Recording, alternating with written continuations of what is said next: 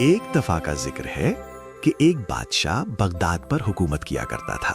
उसकी 3 बेटियां और एक बेटा था। बादशाह अपने बेटे को बहुत प्यार करता था। चारों बहन भाई आपस में बहुत प्यार करते थे। एक दिन बादशाह ने अपने चारों बच्चों को बुला भेजा। चारों बहन भाई बादशाह के पास पहुंच गए।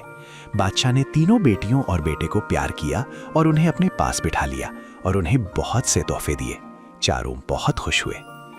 बादशाह ने तीनों बेटियों में से बड़ी बेटी को अपने करीब कुर्सी पर बिठाया और प्यार से पूछा, बेटी, मैं कौन हूँ? प्यारे अबूजान, आप हमारे प्यारे प्यारे वालिद हैं और बादशाह हैं। अच्छा तो बेटी, ये बताओ कि तुम मुझसे कितना प्यार करती हो?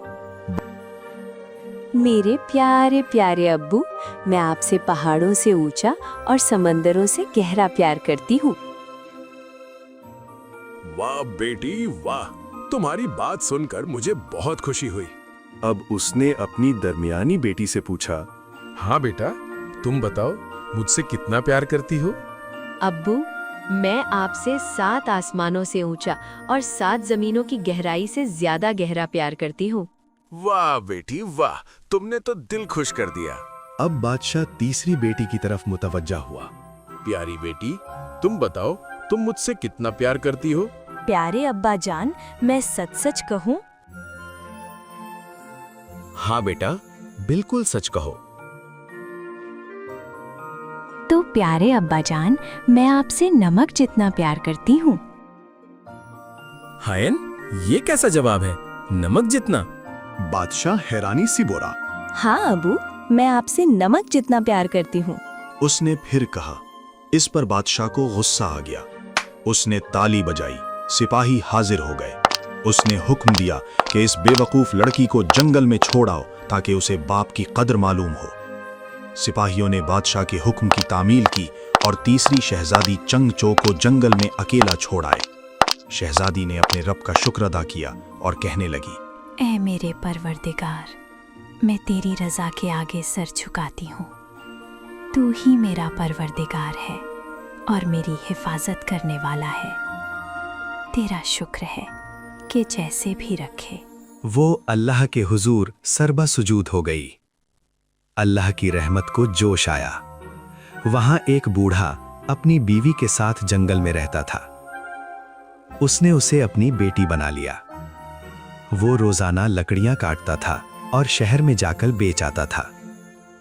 शहजादी ने कहा, बाबा, तुम कुछ लकड़ियां बेच आया करो और कुछ लकड़ियां सामने पहाड़ की घार में रख दिया करो ताकि लकड़ियां जमा होती रहें और सर्दियों में काम आए। बाबा ने उसकी नसीहत पर अमल किया और लकड़ियां गार में जमा करना शुरू कर दी।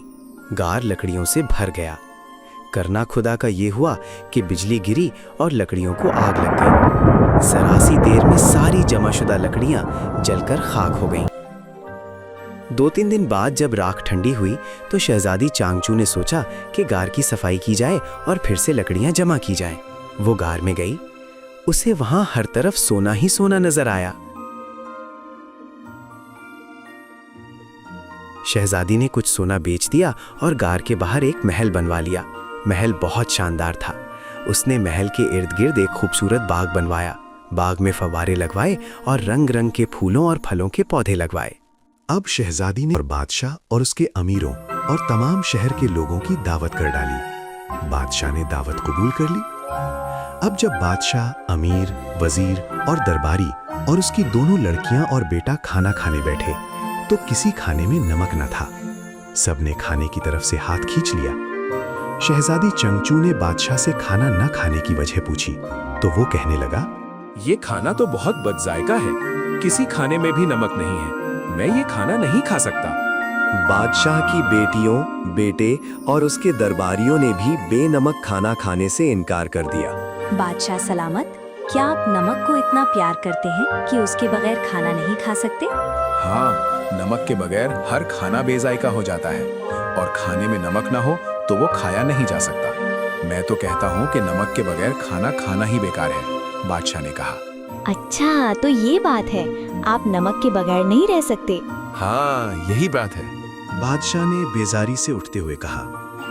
उस वक्त शहजादी चांगचो ने अपने चेहरे से नकाब हटा दिया और कहने लगी, बाबा हजूर, मैंने सच कहा था कि मैं आपसे नमक जितना प्यार करती हूँ। बादशाह बहुत शर्मिंदा हुआ। उसने बेटी को सीने से लगा लिया और उसे घर ले गया।